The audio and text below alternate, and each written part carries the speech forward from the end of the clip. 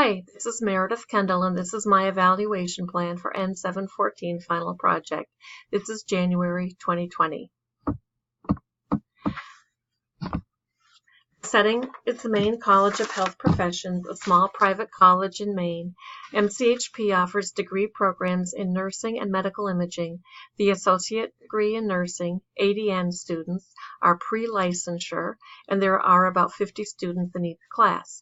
The RN to BSN program started 2 years ago, and the first small cohort of 3 students is completing their capstone course, where they design their own learning experiences. The topic of this presentation is educational video production and sharing. Students like to learn from educational videos. Nursing students at the University of Turkey reported satisfaction with learning from non-traditional methods like videos. Students who learned from videos demonstrated skill acquisition that was significantly better than a control group of students who did not learn with videos. The nursing process is an ineffective teaching model. The focus of NCLEX RN is moving from a critical thinking model to a clinical judgment model. The National Council of State Boards of Nursing expects to implement clinical judgment next generation questions on NCLEX RN in 2024. Faculty must begin to educate themselves on clinical judgment now so they may effectively educate students. Holly's capstone project will assist faculty and students in learning clinical judgment tenets and skills. One MCHP RN to BSN student will pilot a video project as the capstone project for her program. This is an independent study designed by the student and guided by an instructor and a preceptor. The plan is to create, edit, and share educational videos at MCHP. As a pilot test of the plan, Holly, not her real name, will create educational videos for pre-licensure ADN students and ADN faculty. Video creation is new to MCHP students and faculty. A new clinical judgment model will be the topic of the educational videos. The videos will be provided to students prior to a campus laboratory simulation experience. Holly will teach clinical judgment content during the simulation experience. Currently, MCHP faculty are not creating educational videos. The current method for teaching simulation is to give verbal instructions face-to-face. Instructors must repeat instructions every simulation day. To save time, instructors could prepare videos. Learners may absorb more information from videos than from reading texts. MCHP faculty selected the Tanner Clinical Judgment Model to teach clinical judgment to students. Requiring students to view videos at home to prepare for the simulation day would decrease the face-to-face instruction time and increase student skill demonstration time, a benefit to students. Many learners prefer videos over academic texts. The current educational model is not effective. The MCHP NCLEX RN pass rate was 75% in 2018. The Maine State Board of Nursing requires an 80% pass rate in a 3-year aggregate. Laser and Pelosa found that students who learned with videos demonstrated skill acquisition that was significantly better than a control group of students who did not learn with videos. Expanded and extensive nursing knowledge is associated with improved client outcomes. Nursing knowledge is critical to reducing medical errors and improving patient outcomes. Simulation is an effective tool for teaching students how to provide safe, effective interventions. One model for implementing change is Prosky's Awareness, Desire, Knowledge, Ability, and Reinforcement ADKAR model. The ADKAR model and the ADKAR project phases may be used to implement small and larger changes, a minor task, or a significant curriculum change. ADKAR aligns well with nursing concepts. The rationale for using technology is to create and provide access to course content. Videos are available 24 hours a day and appeal to learners of diverse learning styles. Technology is required to use technological applications such as video production and sharing programs. Students require technology to access course content such as educational videos. Using technology and technological applications helps students prepare for class, promotes consistency and accessibility, and maximizes class time. Students and faculty may watch an educational video at any time, in any location, and may watch as many times as they wish. Many learners prefer to watch a video rather than reading an academic textbook. To create an educational video, Holly will require technology, a computer with a camera and a microphone. The camera is required to film the content. The microphone is used to collect Holly's voice in a crisp, clear sound. The computer will store the audio and video and will provide access to the editing program. Video production requires applications, software programs. To create, edit, save, and share the video, Holly may select an application such as Screencast-O-Matic. I'm using Screencast-O-Matic to create this presentation. To provide accessibility, Holly will upload the video to the video sharing platform YouTube. YouTube will automatically add captions for visual accessibility. Holly will insert the YouTube link on the Canvas course page. Canvas will embed the video into the course. Learners may watch and/or listen to the presentation. The video will be available to learners who are visually or hearing impaired. If a student wishes to read and watch captions, they have that option. Perhaps a baby is asleep in the next room. Or the student may prefer to listen and may listen while they work out or drive to school. Learners may absorb more information from videos than from reading text. Holly is in the early design phase of the ADKAR change management process. More research is required before implementing the plan. Holly must clearly identify the problem and why her solution is the best option.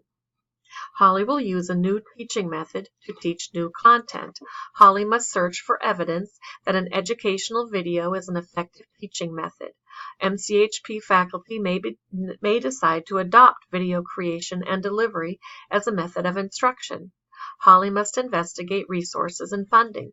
Will the college need to purchase additional cameras and microphones? Who will pay for the microphones and cameras? Who will cover the cost of the video recording and editing application? Holly must involve key stakeholders, her instructor and her preceptor for her capstone course, the ADN students and faculty, and the simulation director. Holly must develop a plan for implementing the change. Considerations include outline of the clinical judgment content, research technology and applications for availability, ease of use, and cost, determine the knowledge, skills, and attitudes that learners will require, and interview learners to determine a general baseline of knowledge gaps, and attitudes regarding the change. Adapt the plan to the learner's needs. Using technology and technological applications helps students prepare for class, promotes consistency and accessibility, and maximizes class time. Students and faculty may watch an educational video at any time from any location and may watch as many times as they wish. E-learning is educational content that is delivered using technology and technological applications. E-learning is used to teach skills, promote access, decrease costs, and increase students' motivation.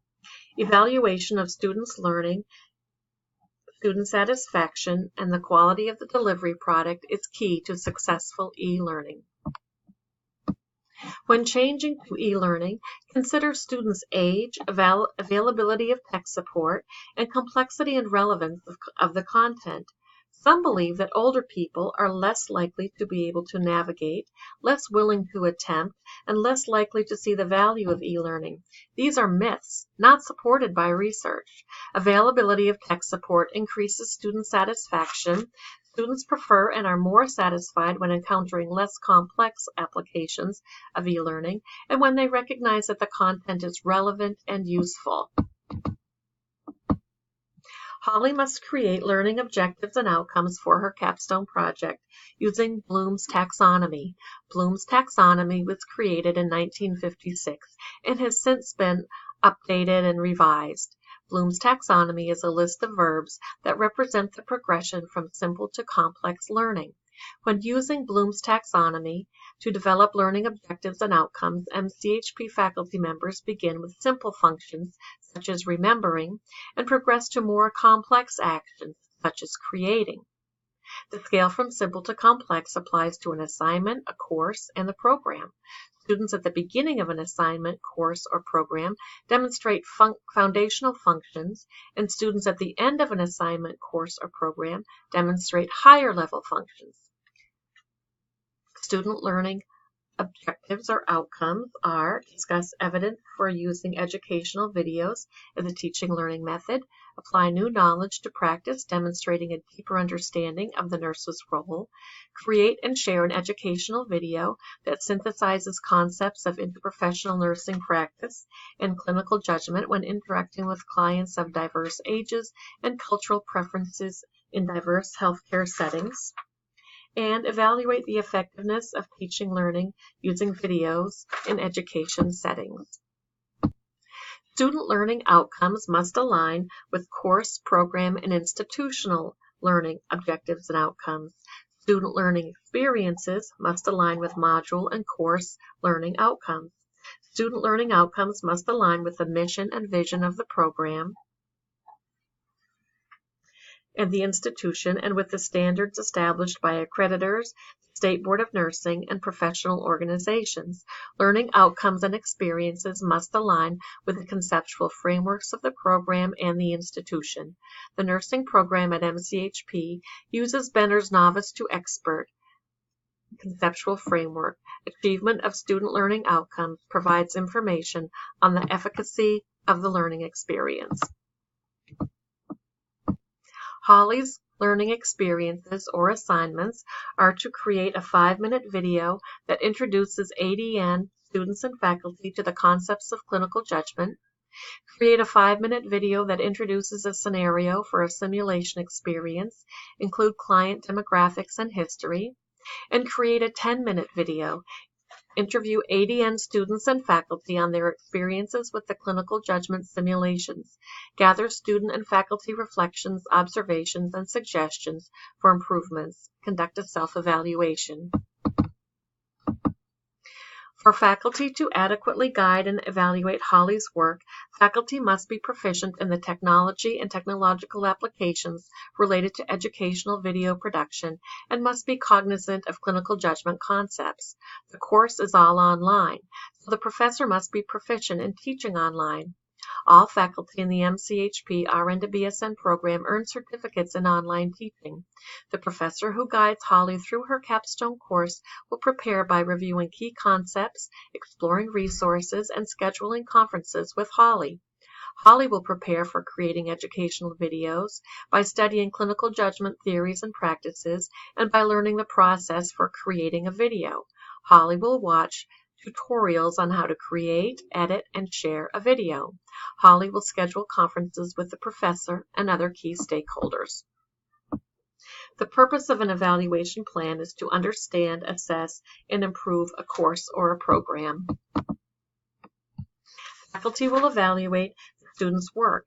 This evaluation will be based on professional standards such as the International Nursing Association for Clinical Simulation and Learning Standards for simulation experiences, or Quality Matters standards. Quality Matters provides a rubric for evaluating the accessibility of a web-based presentation. The evaluation will be based on a conceptual framework such as Chen's program evaluation theory.